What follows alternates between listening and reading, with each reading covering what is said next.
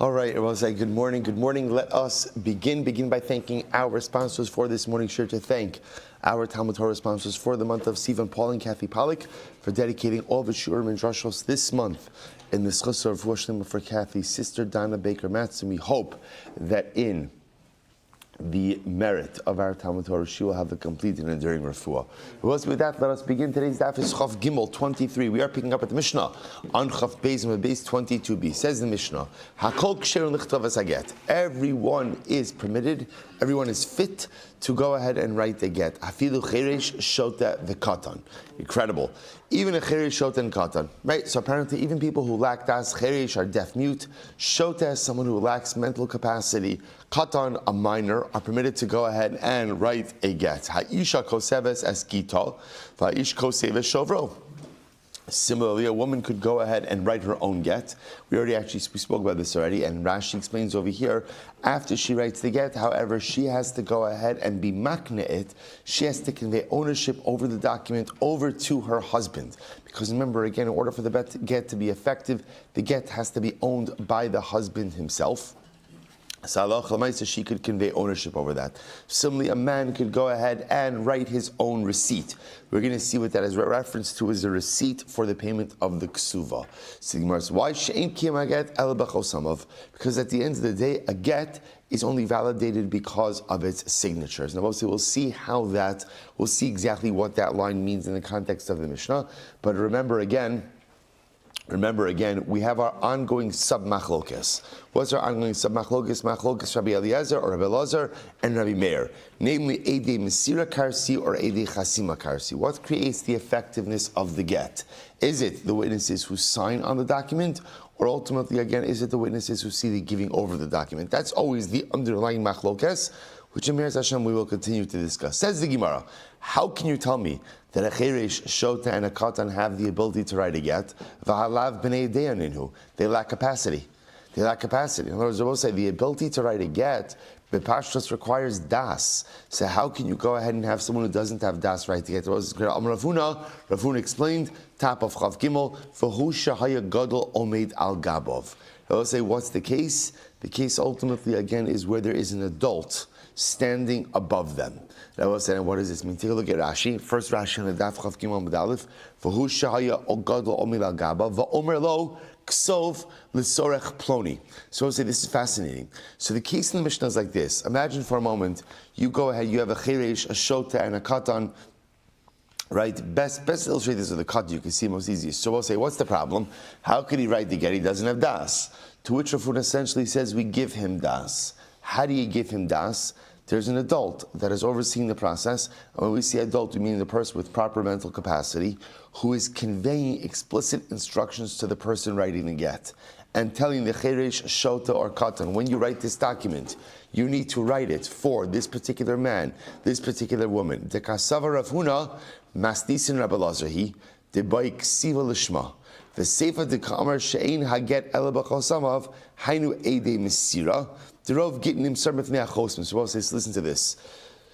So the Rav Huna understands the Mishnah is as follows. Rav Huna understands that the Mishnah reflects the view of Rabbi Elazar. They will say, Rabbi Elazar holds Eidei Mesira Karsi, which means what creates the effectiveness of the get? Ultimately, again, the witnesses who see it giving over. Rabbi will say, if you hold Eidei Mesira Karsi, you require the get to be written Lishma. The get itself to be written Lishma. Now watch this. If you hold Eidei Chasima Karsi, so which means the witnesses who sign on the get, then you also agree that the get has to be written Lishma. Which part has to be done Lishma? The signatures of the witnesses. See, I both say, for Eidei Mesira, we're going to see, if you hold Eidei Mesira Karsi, technically, you don't need witnesses to sign on the get. Technically. We'll see, they still require, you don't need it. Therefore, the Lishma component is the actual writing of the get itself. If you hold Eidei Chasima Karsi, that the witnesses who sign on the get create the effectiveness, that's the part, the Chasima, is the part that has to be done Lishma. So watch this. So Rav Huna is of the opinion of Rabbi Elazar that Eidei Mesira Karsi, and therefore again he holds that the get itself has to be written Lishma. Now, and remember again, we've already seen this a little bit. Even if you hold Eidei Mesira Karsi, right, meaning the witnesses who see the giving over of the get create the effectiveness of the get, and therefore again you hold that the get itself has to be written Lishma, there's still a third piece, which is what? which part of the get has to be written l'shma?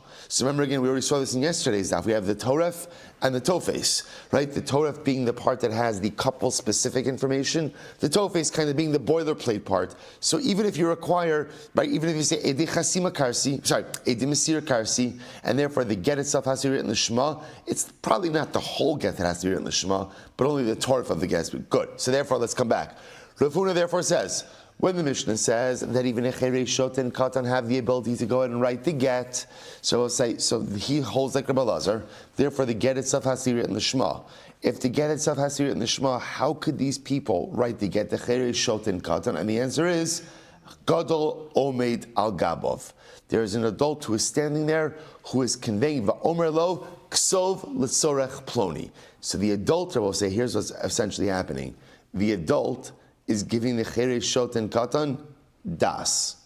He's giving them the das, which I will say is a fascinating idea, because throughout Shas, when we operate with the idea that a Cherei Shot and Katan don't have das, we assume I will say that they don't have das, and what? They can't acquire das. I mean, the katan will become a gadol, right? Zeh katan gadol yiyah, right? The katan will become a gadol, right? But lamaisa, they can't. Now what Rav Huna is introducing is, no, they could acquire limited das.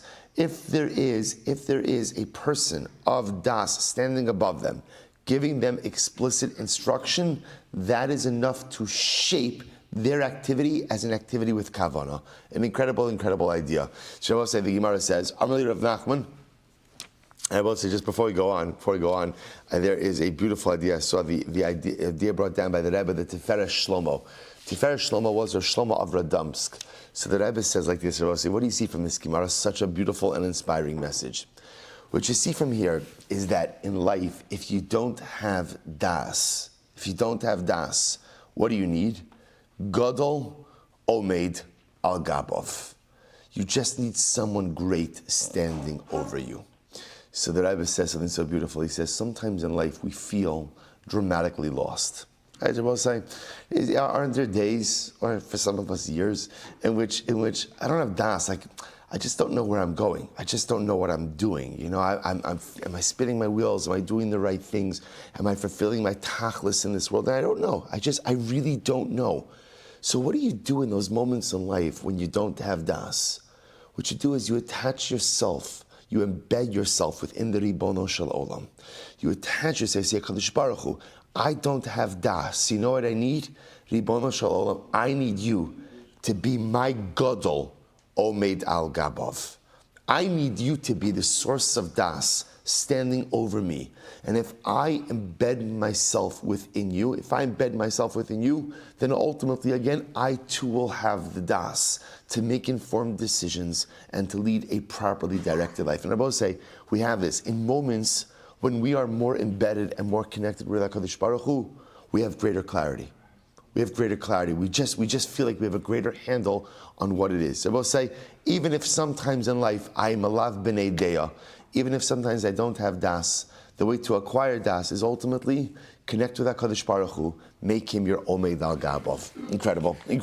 So it says the Gemara, says, go weiter.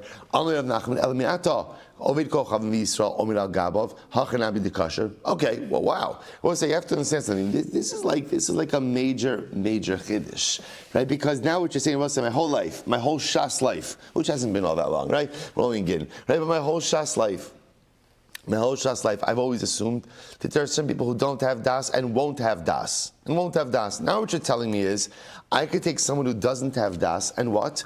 Put an adult on top of them, and as long as the adult is conveying explicit das himself, that's good enough for them. Well, if that's the case, let me use a Gentile. Let me use a guy, an akum, right?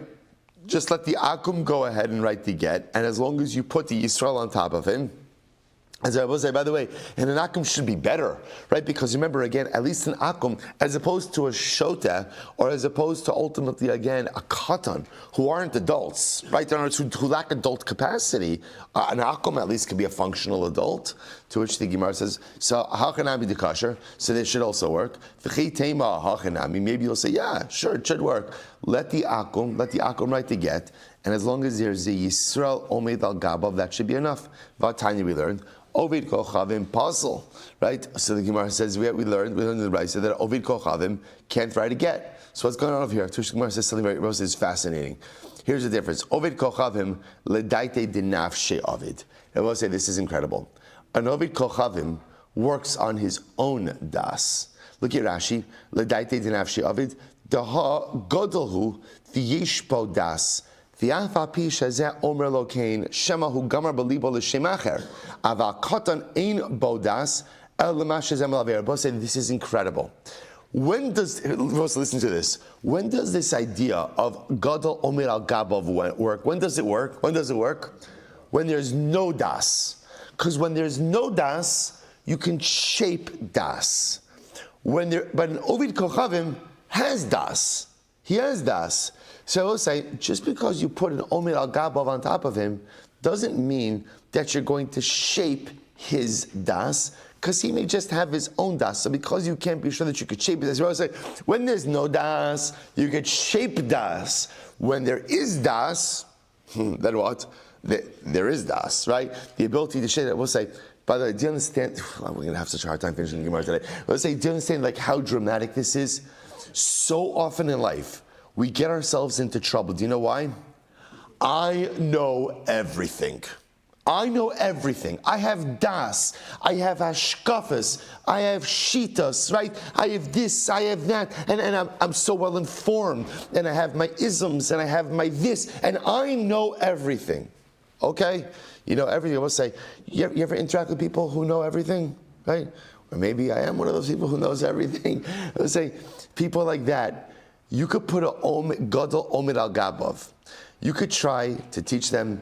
You could try to inform them. You could try to share ideas with them. Nothing doing. You know why? They know it all already. They know everything.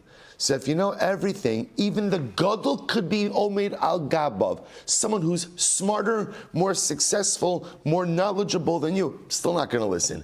Even HaKadosh Baruch Hu could be omed al gabav. Not going to make a difference.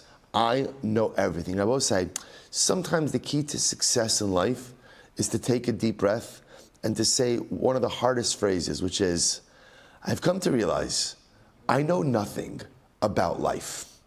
And I know nothing about what it takes to be successful. I think I know stuff, but I really don't know the things I need to know. The moment I go ahead and liberate myself from sometimes what is an erroneous das, is the moment I open my mind, I open my heart, I open my soul to learn what I really need to learn about in life. Such an incredible idea. So the Cheresh, Shota, and Katan, who have no das, you could shape that das into something effective. The Ovid Kochavim, who has his own das, good luck with that. Good luck with that. Incredible, I will say.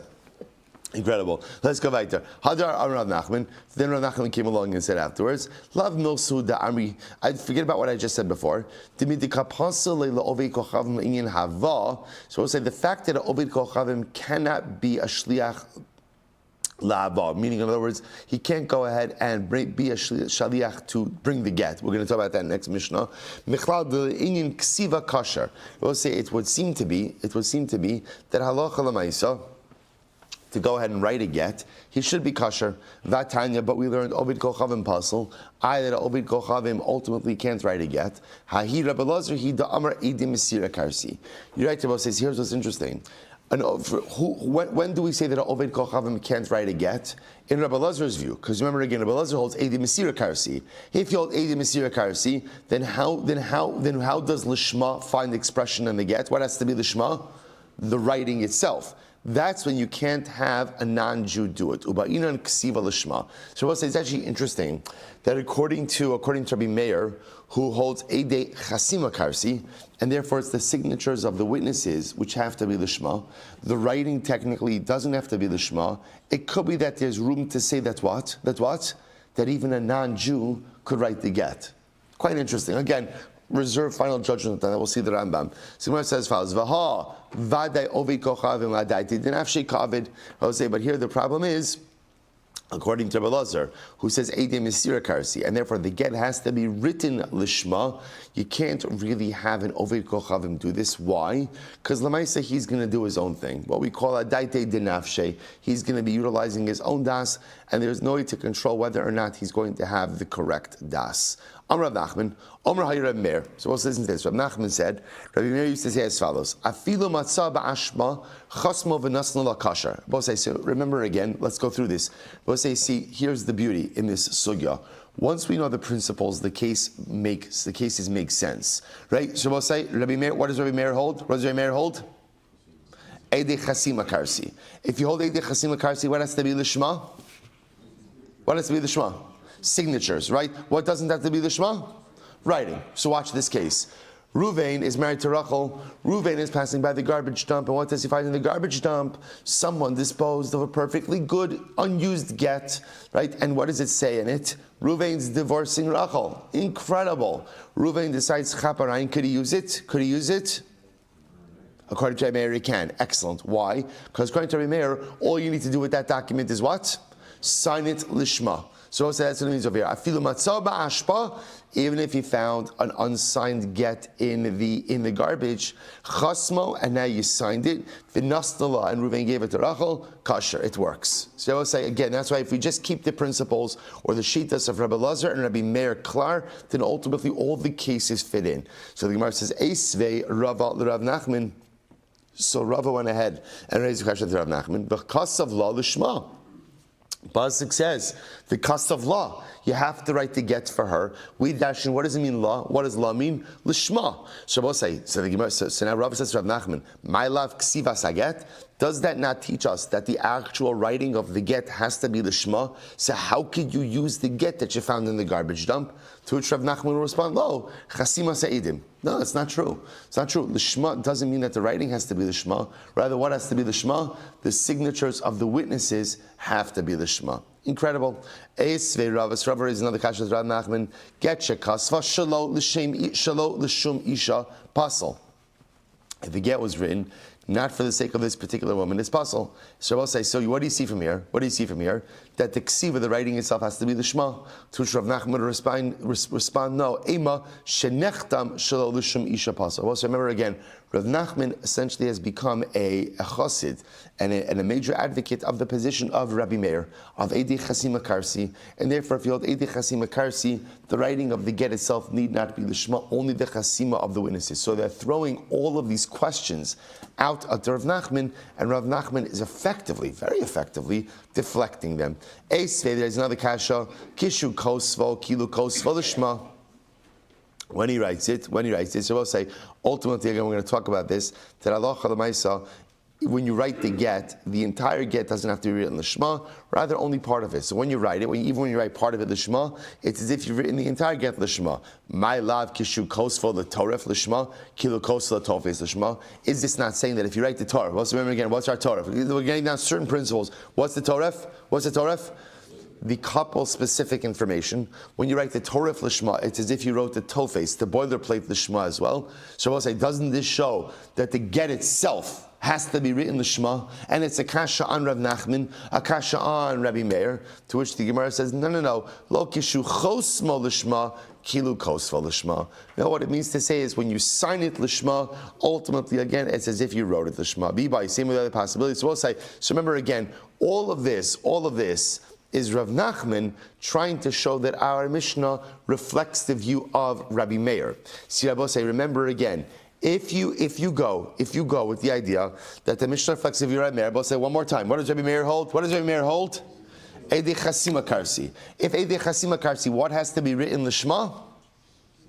Signatures of the witnesses. What doesn't have to be written in the Shema? The text of the get itself. We'll say, now, if you do that, the world is in such equilibrium. Why? Because now I understand the Mishnah. When the Mishnah says, "Hakol ksherim lichtov es haget, afilu cheresh shota v'katan," it makes sense. It makes sense. I don't really care who's writing the get. As long as it has the actual right information, it doesn't matter to me who's writing it. Why? Because it's not the writing of the get that has to be the shema. In other words, so anyone can write it, what the ikar is who's going to sign it. And as long as the signatures are so all of this was an attempt of Rav Nachman to establish our Mishnah like Rabbi Meir. That's it. That's it. So the possibility is, Hani Masnisin money. Rabbi Elazar he da'amar eidei mesira karsi. Well, the other possibility ultimately is that ultimately again these other opinions that quoted the questions that were thrown ultimately again at Rav Nachman reflective of the view of Rabbi Elazar. Or Zara Mishnah will say all these other prices that were quoted were ultimately again reflective of the view of Rabbi Elazar who holds eidei mesira karsi. Incredible. And I will say one more time: if you hold eidei mesira karsi, right, then what has to be written l'shma? The get itself. The get itself, the actual document itself has to be written in the Shema. Incredible. So Rabbi Yehuda Amar Shmuel. So Rabbi Yehuda says the name of Shmuel. For who shashir makam haTorah. So this is now another interpretation of our Mishnah. So first interpretation of our Mishnah was what Rabbi said, that halacha l'maisa, the Mishnah reflects the view of Rabbi Meir, Eidei Chasima Karsi, and therefore it's the signatures that have to be the Shema, and therefore the Mishnah is telling me because it's the signatures that have to be the Shema, pretty much anyone can write the get. That's about anyone can write the get. Rabbi Yehuda Moshe says, Shmuel, no. V'hu shashir makam haTorah. Oh, we'll say now. Watch this. So we'll say Rabbi Yehuda is saying like this. You could, when the Mishnah says that you could have a chiresh, shota, and katan write the get. You can. What part of the get could they write? We'll say what part of the get? What part of the get? The toface, the boilerplate part. In other words, the pro forma part of the document they could do, not a problem, because that doesn't have to, but what do they need to do?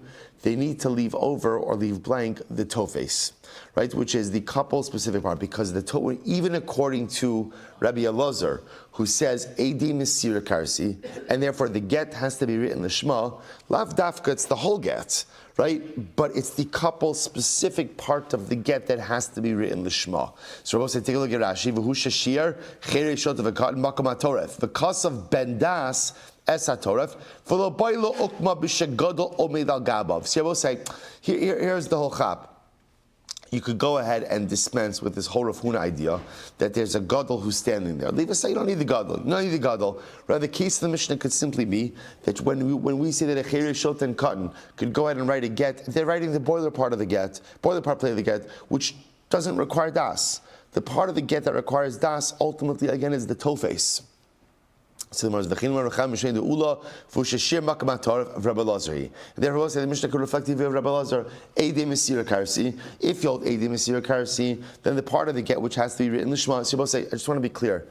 Everyone agrees that some element of the writing has to be done the Shema. Why, Rabbi say? Where is the Shema requirement gleaned from? Where is it gleaned from? One word, which is what? Law. What's the word that comes before law?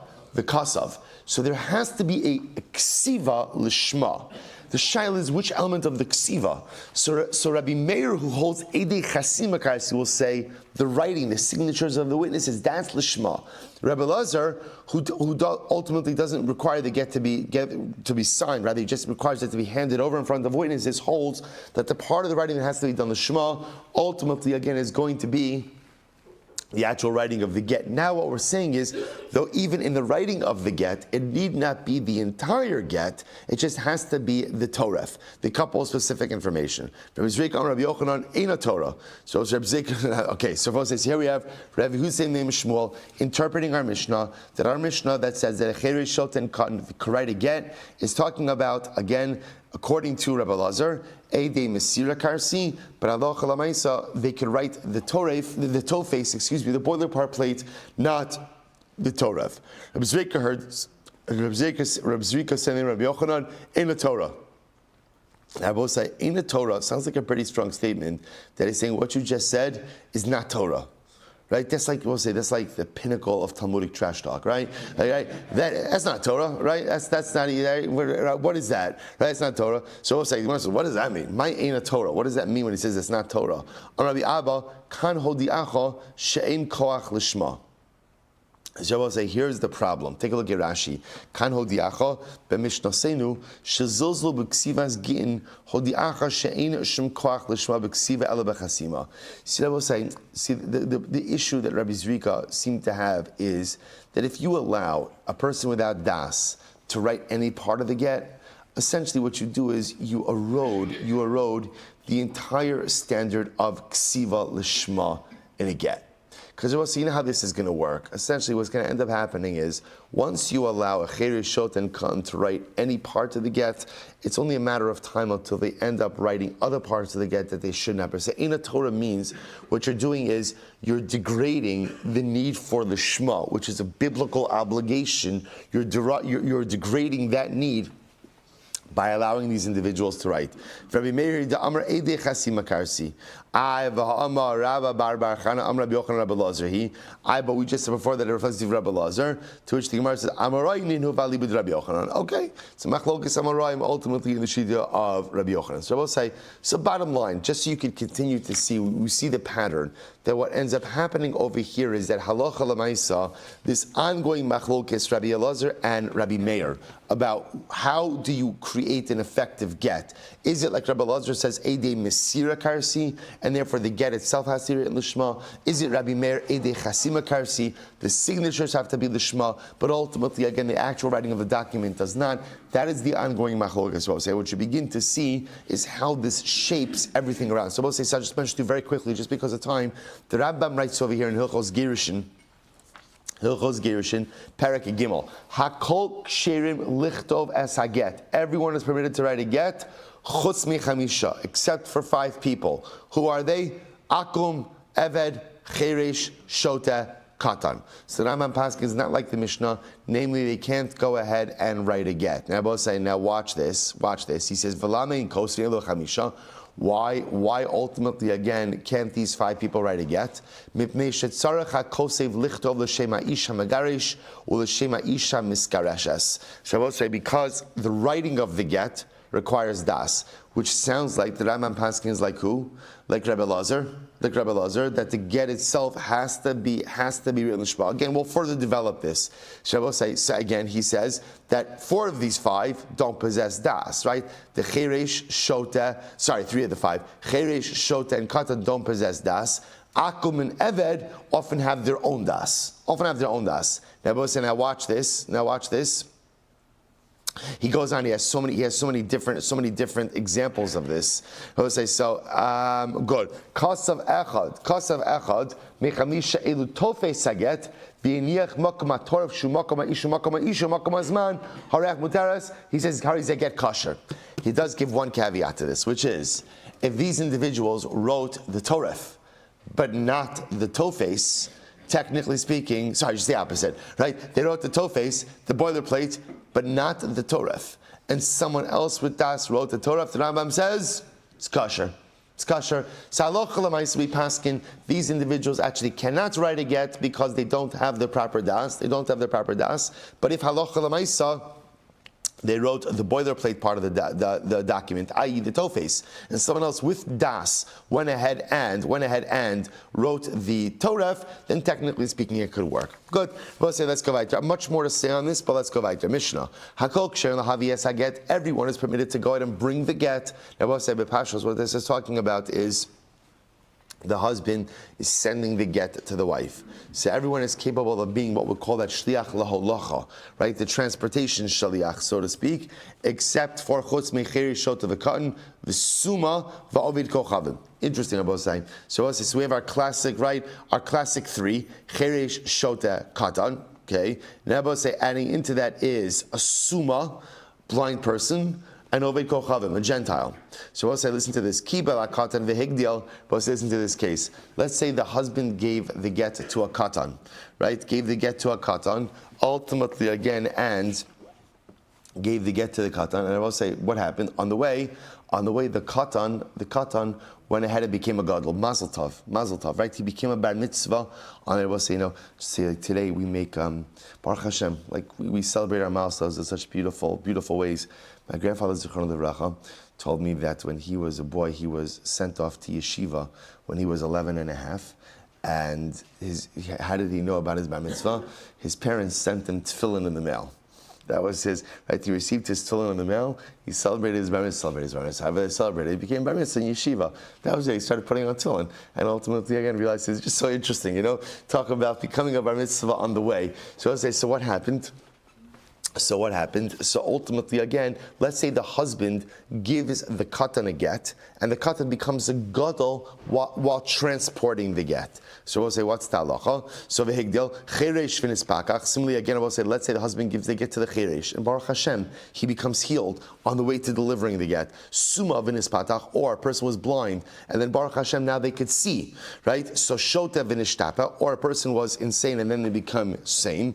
Ovid kocham v'nisgayer. I would say, or he gave it to an akum and then the akum converted. He was inspired by the whole get process, right? So I'll say, so in other words, what's happening over here is the husband gave the get to someone who can't serve as a shaliach, but then in the course of the shlichus, the person became fit. So what's the halacha? Pasal. Doesn't work, I will say, which again is intuitive, because Lamais, again, shlichus only works if at the time that it is begun, at the time that it started, ultimately, again, you're giving it to someone who could serve as the shach. The fact that the person morphs into it does not make it a valid shlichus. But listen to this.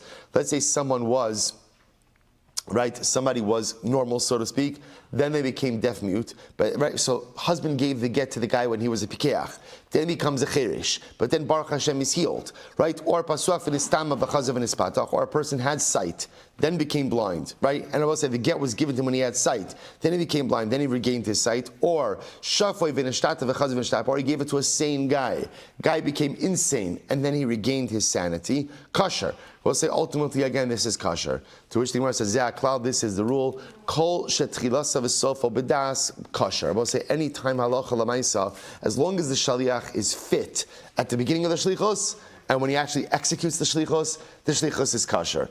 Even if there's some type of interruption in his kashrus state over the duration, it doesn't compromise his ability to be a kosher shliach. Very interesting. Says the Gemara. So I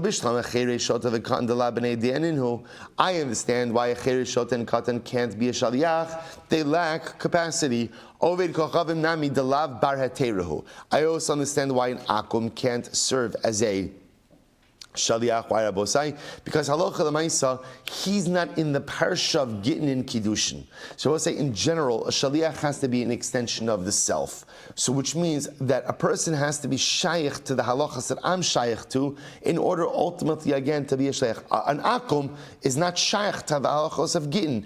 Therefore he cannot go ahead and be my shaliach. Ela suma, we'll say first one line at the bottom, ela suma amaylo. Why can't a suma serve as a shliach, a blind person? Suppose they listen to this. I'm going to have sheshes.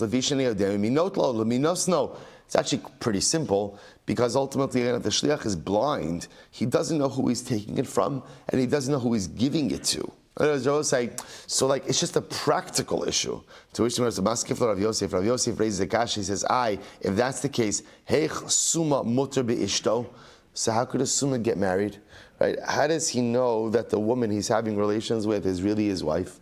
And I will say, take it a step further. Heich b'nei adam mutar b'nei shosem b'layla. I'll say, how is a man permitted to be intimate with his wife at night? Right? He can't see her. Right? Assuming, let's say, it's pitch black. Assuming, right? So how is he able to be with her? Maybe it's not his wife. To which the Gemara says, Ella b'tvias eina dekala. Because I will say, ultimately, again, there is voice recognition. Right? We'll say voice recognition is not a new thing. It's not a new thing in technology, right? Voice recognition is as old as time as itself. In other words, they'll say sometimes when you can't see people, you can recognize their voice. So again, a man is permitted to be intimate with his wife even if it's pitch black because he recognizes her voice. A suma is permitted to get married because again, when he has a marital relationship, we assume he's able to recognize his wife through her voice. So therefore, Rabosai, the same idea should apply over here. Let the shaliach should be able to recognize the voice of the Baal, recognize the voice of the Isha. Amar Rav Yosef, no. Rabosai, the Mishnah set up as a case of where the husband is in Medinas Hayam and he is delivering a get to Eretz Yisrael.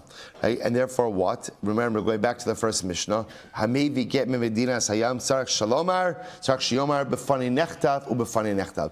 The Summa can't say that, right? He can't say the get was written and signed in my presence because he's blind.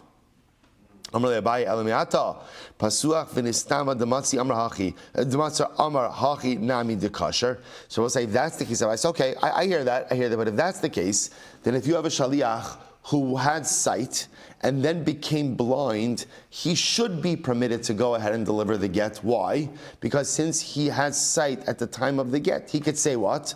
B'fanei nechtav, b'fanei nechtam. Yet v'hakatani pasuach v'nistam v'chazav v'nispatach kasher.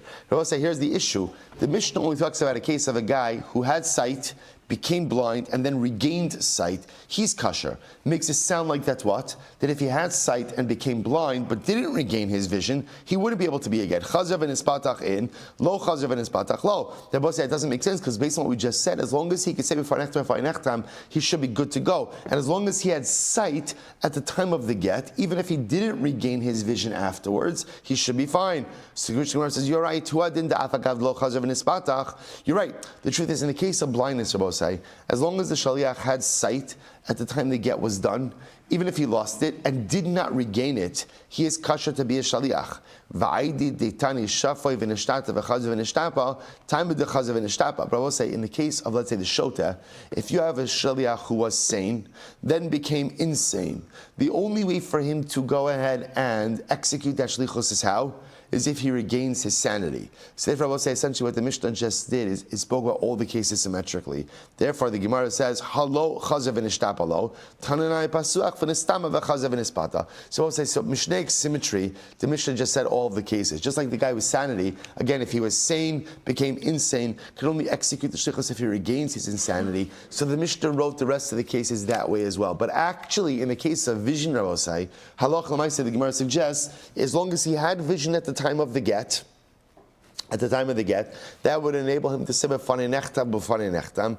Even if he loses his vision, right, and doesn't regain it, he still has the ability to execute his shlichus. Very interesting.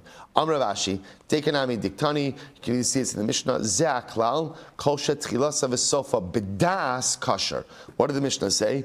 As long as you have das at the beginning of your agency and the end of your agency, you could execute. V'lo katani, Kol she'tchilasa v'sofa b'kashrus.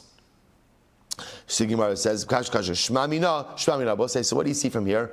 All you really require, ultimately, again, for shlichus is das. So in the case of the summa of the blind person, as long as he has that das to be able to say b'fanei nechtam, which is predicated on him having vision at the time that he was appointed as a shaliach, even if he subsequently loses his vision, his das is still intact, and therefore he could still execute the shlichus. Incredible. Boy, my name Rabbi Ami. Eved ma'ush yas shliach lekabel get isha miyad baila. Let's listen to this. Can an Eved go ahead and, Rashi says over here, look a second to the last line of Rashi, ma'ush yas shliach leisha Eved shall call adam ma'ush yas shliach leisha b'amos. Let's listen to this case. Can a woman appoint an Eved Kanani, to be her shaliach to receive the get? And I will say, Rashi points out over here, it's any Eved. Let's say an Eved that doesn't belong to her, right? So can a woman appoint an Eved to receive the get in her? So this is what's called in halacha a shliach lekabbalah. Right? There's a shliach laholacha, which is the shaliach of the husband to deliver the get, and then there's what's called a shliach lekabbalah, which is a shaliach, an agent appointed by the woman to receive the get on her behalf. So could a woman appoint an Eved to be her shliach lekabbalah? To which the Gemara says,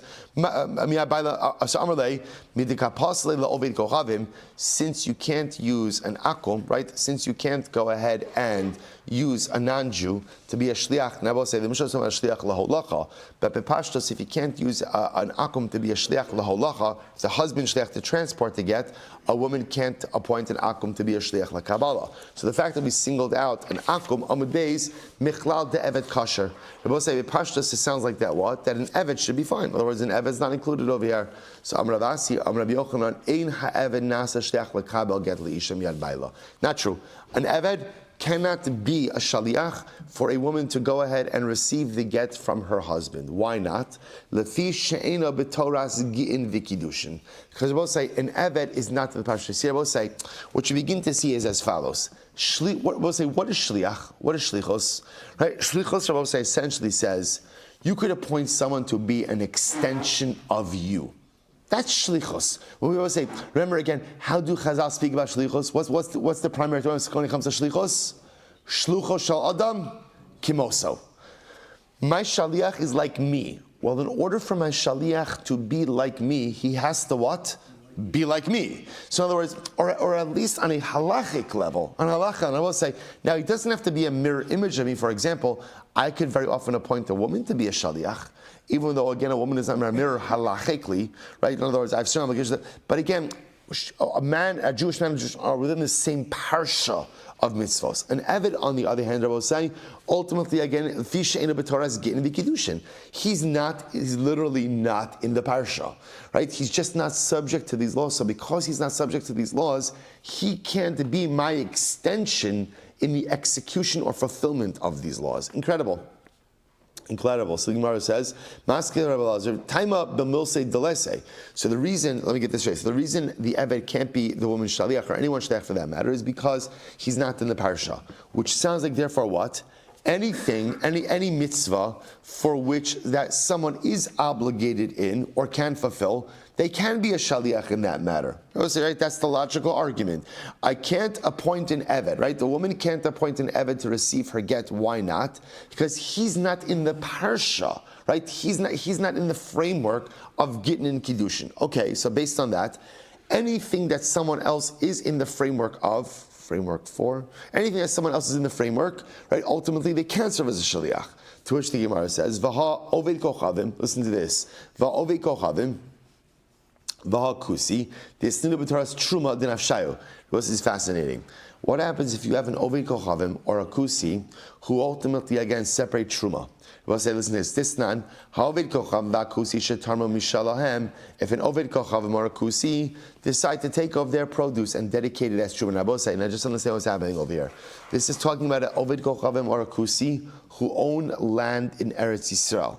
Hold on in Eretz Yisrael. And I will say, what do? They go ahead and they separate out trumas and maasros. So I will say, what's the halacha? Trumas and truma. Truma's good.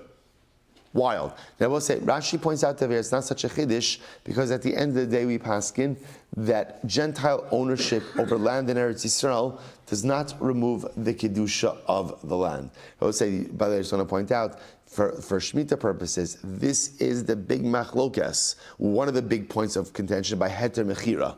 Right? You will say, what does Heter Mechira do? Heter Mechira takes Jewish-owned land and sell it to non-Jews. Well, that presupposes that Eretz Yisrael land owned by a Gentile no longer has Kedushas Eretz Yisrael.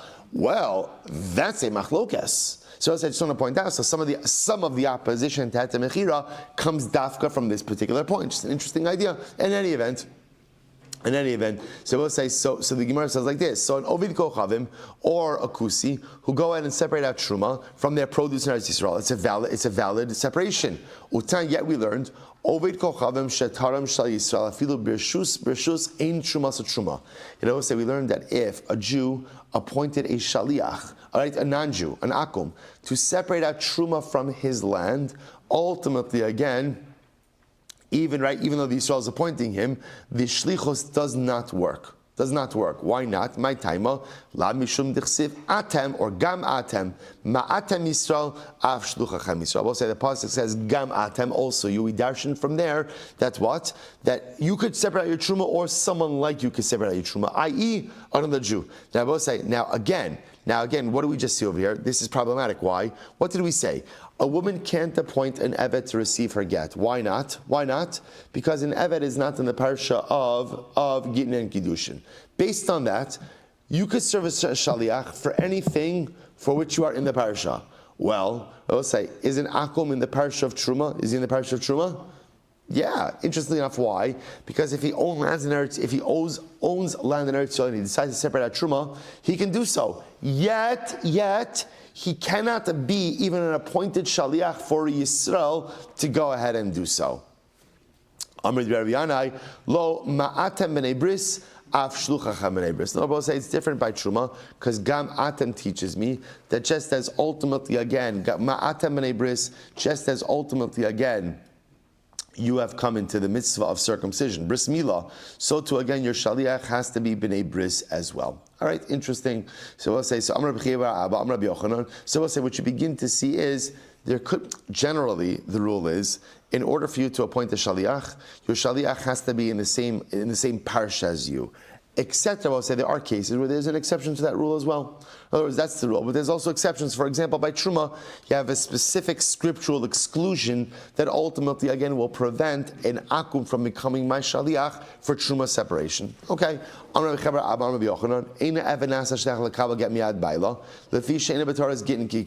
we'll say same idea over here. All right, an Eved, right? An Eved cannot become, an Eved Kinani, cannot become a shaliach for the wife to receive her get from her husband. Why? Because he's not in the parsha. So we'll say, it's interestingly enough, it's not as much a scriptural exclusion as much as it is a logical exclusion. Shlucho shel adam kimoso. My shaliach is an extension of me. In order for my shaliach to be an extension, at the end of the day, he has to be in the same parsha as I am. A Eved is not in the parsha of Gittin v'kiddushin. Therefore, again, a woman cannot appoint him to be the shaliach. So I'll say, listen to this, even though we learned Hari'at Shivcha Uvladech Ben Chorin. Suppose this is actually a fascinating case.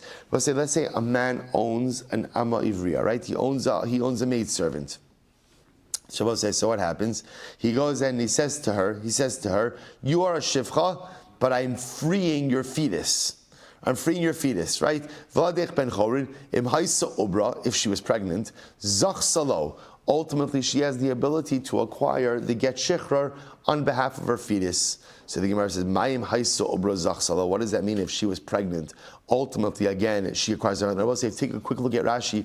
Rashi is right on the left-hand side there. Va'afapi sheshaninu bebrayis b'meseches temura homer l'shivcha sohare at shivcha vladech ben chorin im haiso obra zachsala la'ovid b'kabalas gezelios b'shechar. So I will say, so the mother, right, the shivcha could acquire a get shechar on behalf of her fetus. So what does this mean? Mayim haiso obra zachsala kiyasar shul abarayuta amar Rabbi Yochanan tart yamar. Rabbi Yochanan is saying two things. Number one, nirin dvarim sha'uber mekabel get sha'eved. Sorry, mekabel get lechavera miyad rabo shachavera. Listen to this. One eved could receive a get on behalf of his friend for another eved. Right, different masters. Avalo miyad rabo shalo. But an Eved cannot receive a get from his own master. We'll say, why is that? Because the Eved's hand is his master's hand. Therefore, if the Eved receives a get from his own master, that's the equivalent of what? The master taking it from one hand, putting it into another hand. But if a person will listen to you, that's not true. Look at the following case. Here's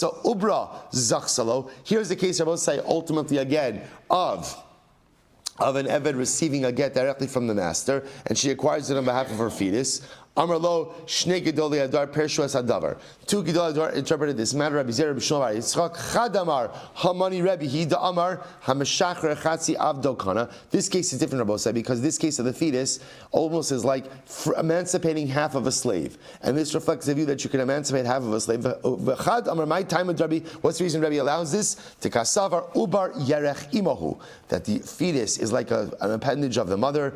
V'nase kimi shehikna la echa me'avera, and it says if he went ahead and gave her back autonomy over part of her body. Okay, so I'll say, so bottom line, quickly, what do we come out with over here? So first again, I will say, we see that halacha l'maisa, we now see the halachos of shlichos. And in order to be a shaliach, you have to have capacity. That's why cheresh, shota, and katan ultimately again are not going to work. Why doesn't the summa work, a blind person work? This is Dafka talking about a case of Medina Hayam, where he has to say b'fanei nechtav u'b'fanei nechtam. In order to be a shliach, I will say, you have to have capacity at the inception of the agency and at the conclusion of the agency. An Oved Kochav, I will say, is not going to work to be a shaliach. Why not? Why not? Because he's not in the parsha. And what we begin to see, I will say, is al shlichos. In order for it to work, you have to be, the shaliach has to be in the same parsha, so to speak, as the mishaleach. The agent has to be in the same parsha as the mishaleach, as the, what do you call the mishaleach? The principal. Ultimately, again, because only if he's in the same parsha is he considered to be an extension, ultimately, of the mishaleach. So we'll stop over here. Shkoyach.